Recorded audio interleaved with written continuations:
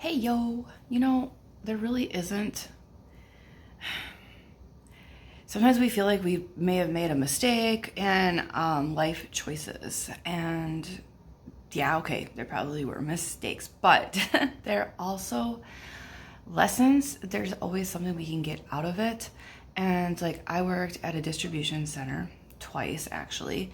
It was a definite guaranteed paycheck.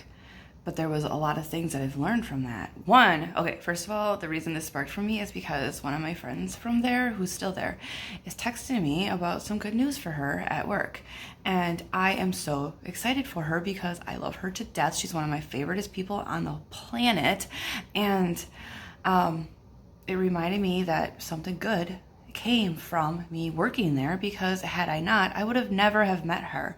And I love her to death. We don't see each other a lot now that I don't work there, but like, she's an amazing person, and it's always so great to have amazing people in your life and have those connections, whether you hang out with them daily or not. And also, I learned that I just really, even though like the paychecks were decent and like, my bills were getting paid and I knew exactly what my hours were, except for then there was extensive amounts of mandatory overtime, which was ridiculous. But there was a lot of shit that went on there. And I literally felt like I just dived into a hole 3 days a week, and had no other life, no other anything. And then it actually became a thing where like the day before was a lot of anxiety because it was coming, and the day after I would be so wore out that I wouldn't really do anything. So basically my only real day of enjoyment was Tuesday.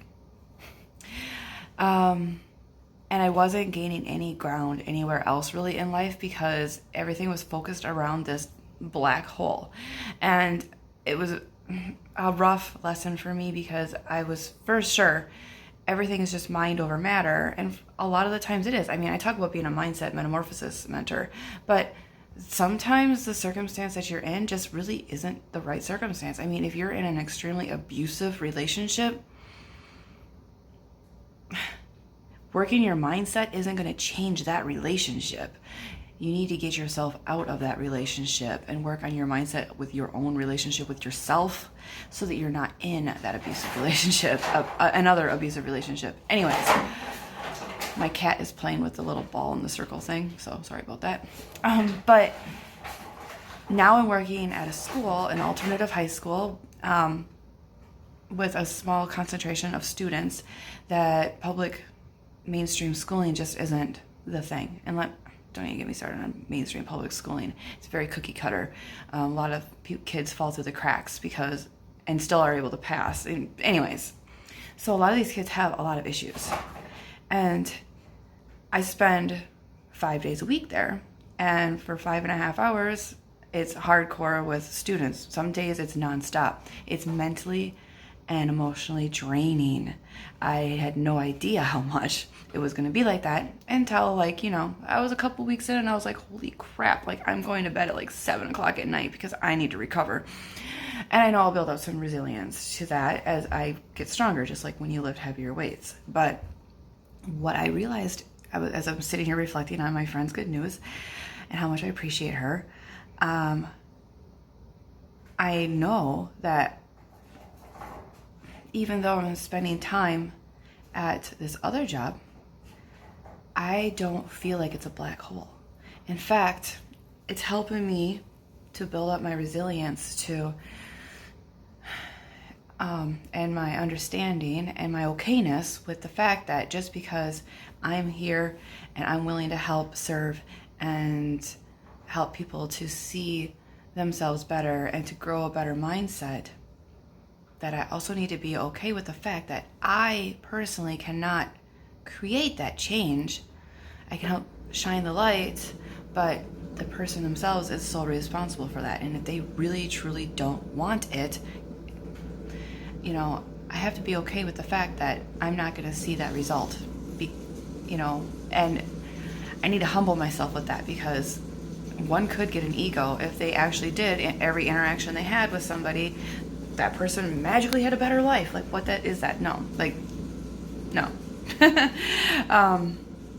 So a lot of these kids, they're young, they don't have the full perspective that we do in our 30s, 40s, and 50s, like of being able to see how life, we go through all these ebbs and flows, and they don't have all that. They're still at the beginning of their life. They're hitting their first struggles in life, and sometimes they can't see past those. They can't believe that there's something past those. And so it's just a great lesson in being present, showing up, being of service without expectations of return or results, actually. It's just continually in honor of myself and my heart's purpose, just continually providing that and without any strings attached. And the people that that do hire me as a coach, they actually want to have the changes. They're sick of the shit that they've been dealing with. They're sick of feeling like they know what that they have this thing. They just can't quite see it or feel it or taste it or touch it, but they know it's there. They can sense it, and something's blocking them. And I'm telling you right now, it's just thoughts, beliefs, and stories, which are all the same thing in different names.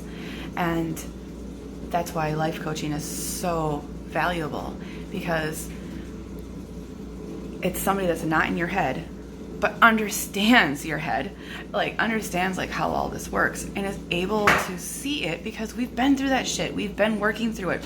We've worked through it over and over and over again. And now we've done it so often, we can actually see it. And we can actually ask the questions that help prod you to be able to step back and maybe walk around a little bit and see it from a different angle and be like, oh, damn.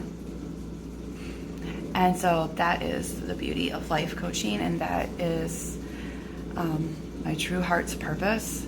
And I love that I am now working in an area that helps fill that cup more and helps to flex that muscle and build that muscle, nourish that muscle, that I can now be the best version of me that I can be, instead of feeling like I'm falling into an abyss 3 days a week and climbing out of it the day following and being in total anxiety and upsetness and despair the day before that I'm being pushed into it. I was pushing myself into it, but because I felt like I had to do it. I had to do the thing. I grew up learning it's not called happy fun time, it's work time. But and a lot of people do work there and are fine. There's a lot of complaints, yes, because the place is not ran very well, higher management wise. But I mean, I just have a low bullshit tolerance, and I truly care about service to people. And for me, being in there, it was like stomping all over my garden. Every weekend, my garden was getting stomped on and pooped on. Well, I'm not going to say pooped on. It was getting stomped on, because fertilizer is good, And I suppose, yeah, maybe there was some poop. It definitely has given me a lot of perspective, like I said before. Plus, a beautiful friend that I would have never have had I not been there. So there's always lessons to learn. There's always some silver lining to be appreciative of. And the thing is when we focus on those, because life is a 50-50 thing. It's not all rainbows and butterflies, but it's also not all storm clouds and shit. So, and storm clouds and shit are actually good for us too. We gotta have that balance, speaking of gardens. So, yeah, I'm just so happy to be here, to be of service. So if you resonate with this and you're wondering why the hell something's missing, let's get on a call. We're just gonna chat. It's free. And we'll see if we should be working together. Hit me up.